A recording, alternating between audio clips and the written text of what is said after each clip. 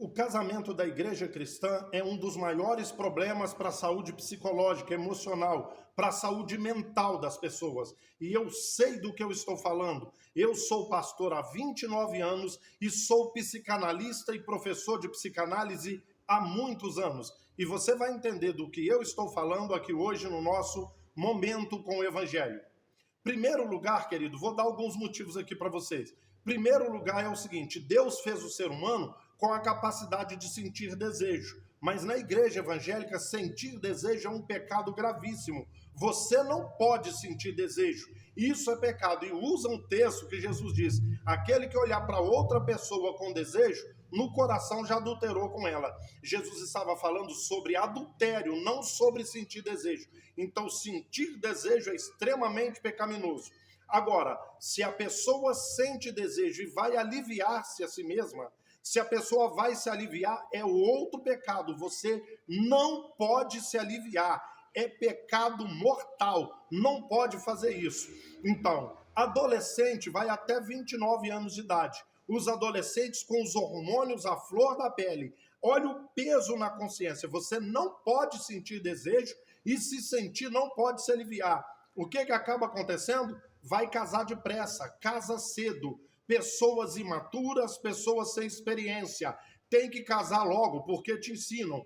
É melhor casar do que abrasar. Aí casa novo, inexperiente, casa sem conhecer a outra pessoa, não conhece a índole dela, não conhece a personalidade, não conhece o temperamento dessa pessoa, não sabe nada dela, ok? Por que casou? Porque agora eu tenho a bênção de um ministro para eu poder fazer sexo, para eu poder ter relações. Agora está abençoado, casa depressa. Entende que aí está liberado, aí já não é mais pecaminoso, porque o líder abençoou, entendeu? Aí começam os conflitos, começam os problemas, começam as brigas, porque um não tem nada a ver com o outro e não tem maturidade, ok? Aí já vem o outro problema do casamento. Queridos, vocês não sabem o quanto eu escuto, como pastor e como psicanalista, pessoas dizerem assim: Deus, leva o meu marido embora, leva, Senhor, que eu não aguento mais, leva a minha esposa, tire a vida do meu marido, tire a vida da minha esposa, eu não aguento mais esse sofrimento. Alguns dizem assim: Deus, tire a minha vida, me leve, eu não aguento mais esse casamento. Você sabe por quê? Porque o divórcio para o crente é o segundo pecado que não tem perdão. Aí, de acordo com a Bíblia, é só a blasfêmia contra o Espírito Santo. Mas divorciar é o segundo pecado que não tem perdão. Principalmente se divorciar e casar de novo. Acabou. Então, qual mente que aguenta um troço desse? Eu estou num casamento que só traz sofrimento para mim. Eu estou num casamento que é uma desgraça. Eu nem queria, eu fui forçado a casar pelas crenças da religião. Mas eu tenho que sofrer o resto da vida com essa pessoa. Entende isso aí? Então não pode. Agora o seguinte, se divorciar, tem que ficar sozinho, senão aumenta o pecado. Tem que ficar sozinho, não pode casar de novo. Qual mente aguenta uma situação dessa? Aí muitos optam por continuar nesse casamento, vivendo uma vida de sofrimento. Preste atenção no que eu vou te dizer, preste atenção.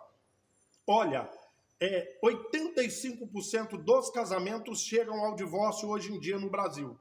Desses que chegam ao divórcio, 40% do casamento que chega ao divórcio é casamento de crente, ok?